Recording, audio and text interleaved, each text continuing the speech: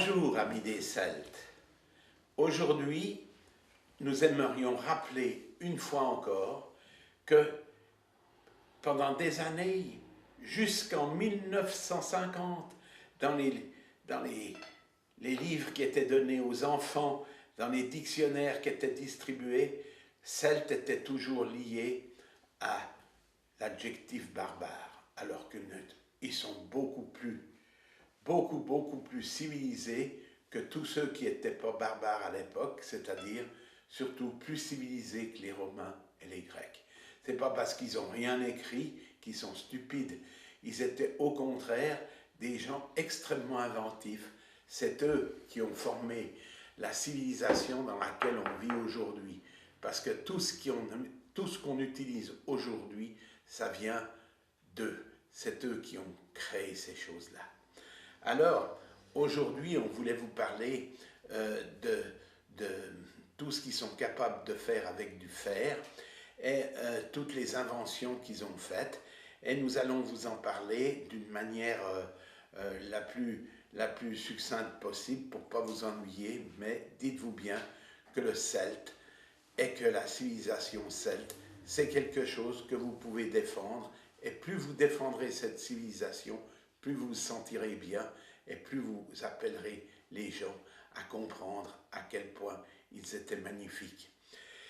Donc, en ce qui concerne la métallurgie, comme on en a déjà parlé dans une de nos vidéos, les choses importantes à retenir, c'est qu'effectivement, le celte, il contrôle tout, depuis le minerai jusqu'à l'objet final. Et voilà les objets importants pour sa forge: l'enclume, le marteau. Ici, nous avons le burin qui permet d'ouvrir certaines choses et un clou particulier qui permet de travailler également en matière de métallurgie. Et de cette métallurgie, les Celtes ont créé la chose la plus importante qui a été leur immense réussite et qui a été aussi leur base ils ont été conquérants, mais ils ont surtout dû se défendre parce que les Romains il fallait qu'ils les volent. Alors les Romains venaient pour les anéantir et tout. Mais eux, ils avaient une force particulière, c'est que les Celtes sont les premiers à avoir été capables de faire de l'équitation. Donc, comme nous avons mis ici la jeune femme, vous voyez, sur ce cheval, vous pouvez voir que les Celtes sont les premiers à faire le mors. Le mors qu'on met dans la bouche du cheval et qui permet ensuite de le diriger et qui permet de le guider, très important. Il y a plusieurs formes de mors qu'on a retrouvées à plusieurs endroits. On a fait, vous voyez, ici c'est le mors comme on a vu sur l'autre photo, et ici, cette partie-là, c'est ce qu'il y a ici, cette partie-là, c'est ce qu'il y a, et ça vous permet de voir comment étaient accouplées ces deux parties qui sont sous la langue du cheval et qui permettent de le guider. Donc, il fallait aussi, à un certain moment, ils ont compris très rapidement que le mieux c'était de ferrer les chevaux. Parce qu'un cheval non ferré, et ça a été le cas pour beaucoup d'armées, c'est que très rapidement le cheval il ne pouvait plus avancer parce qu'il avait trop mal. Alors on a ferré, très rapidement on a ferré le cheval, et finalement l'équitation est née, et le Celte a pu faire des grands voyages, toujours à cheval. Il a pu aussi mettre les fers à son cheval de trait, etc., puisque l'un et l'autre étaient des chevaux qu'ils utilisaient, la même chose. Donc vous pouvez voir ici le fer à cheval ancien tel qu'il était conçu à l'époque. Vous voyez qu'il n'a pas les mêmes conditions que ce qu'on a aujourd'hui mais l'idée est déjà bien la même. Donc c'est eux les premiers à avoir fait le fer à cheval. Ici, aussi bizarre que ça puisse paraître, c'est une pantoufle pour cheval. Parce qu'il arrivait parfois que peut-être un cheval ait perdu ses fers ou qu'il puisse plus avancer. Alors on lui mettait cette pantoufle qu'on accrochait à sa jambe et qui le protégeait et qui protégeait son sabot, peut-être endolori. En ce qui concerne les outils, voilà une page qui vous montre tout ce qui a été fabriqué par les Celtes. Donc vous pouvez voir que c'est énorme tout ce qu'ils ont fabriqué.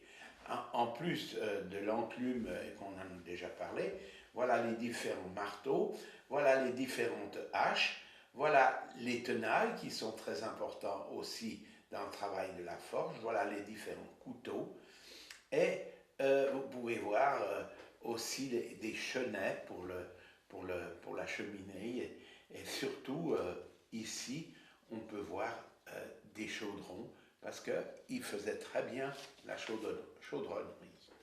Voici les outils agricoles.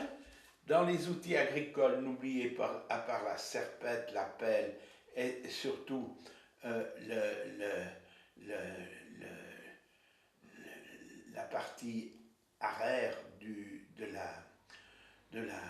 la charrue, ils avaient aussi déjà fait le joug et tout ce qui pouvait exister déjà à l'époque, même la moissonneuse-batteuse, ils y avaient déjà pensé et ils y avaient déjà un petit peu travaillé. Mais vous voyez le nombre d'outils qu'ils sont capables de fabriquer. Voilà la même chose telle qu'on en a retrouvé à Bibrac, vous voyez qu'on a mis par terre, qu'on peut voir tout ce qu'ils avaient, tout ce qu'ils ont retrouvé. Vous voyez ici une hache, une autre hache, des autres choses. Ces objets ont été retrouvés par les archéologues. Voilà là les travaux du fer, des choses encore plus intéressantes. Voici de nouveau le mort, comme on l'a dit. Voici ici un genre de collier. Voici une fibule, plusieurs couteaux de différentes sortes. Mais, comme vous pouvez le voir ici, ils avaient déjà une trousse de toilette. Ils pouvaient gratter sous leurs ongles, ils pouvaient se couper les ongles et surtout, grâce à leurs couteaux très affinés, ils pouvaient se raser. Ils étaient très propres, ils avaient une très grande notion de la beauté du comportement de soi-même. Ici, vous avez une plaque de métal qui était utilisée dans le cadre des batailles, c'est-à-dire qu'ils la montaient sur leurs habits et la plaçaient au niveau du cœur pour éviter de prendre un coup, etc. Là, vous avez déjà le joug tel qu'on en a parlé il y a une seconde. Et vous voyez comme ces travaux étaient déjà très bons. En plus du fait de fabriquer des objets, ils vendaient le fer. Ici, vous avez un lingot de fer qui était transporté pour être vendu dans des régions où ils ne savaient pas le faire, où ils ne savaient pas faire le fer, aussi bizarre que ça puisse paraître. Ici, vous avez une collection de petits lingots qui a été retrouvée lors d'une fouille archéologique, très jolie, tous ces petits lingots qui permettaient après de travailler. Bien sûr, les Celtes ont également fait des armes, et ici vous pouvez voir ces armes qui ont été faites à l'Athènes, c'est-à-dire du côté de Neuchâtel.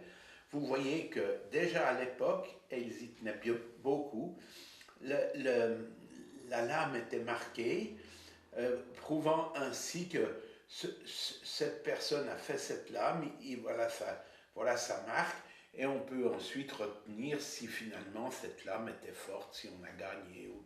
Mais chaque fois elle était marquée exactement comme sur la dague militaire, où on continue, bon c'est des numéros, mais toujours on a marqué la chose, on a marqué la capacité de fabriquer quelque chose. Bien, ça c'est des armes, c'est moins rigolo.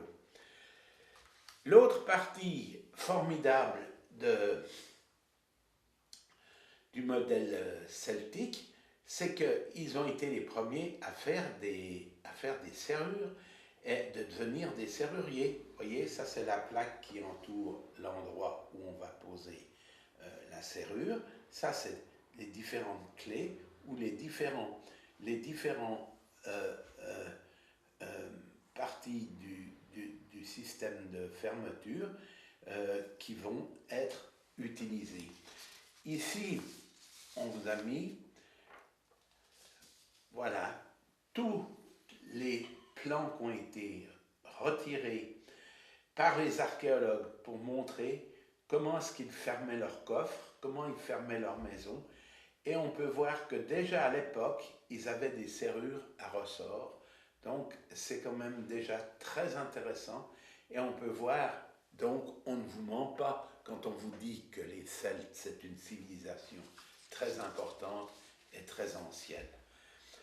Autre chose faite par les Celtes qui ne voulaient pas se blesser en allant à la guerre, et au moment où ils sont sur le cheval, ils ne savent pas très bien où mettre leur sabre, etc. Ils avaient déjà le couteau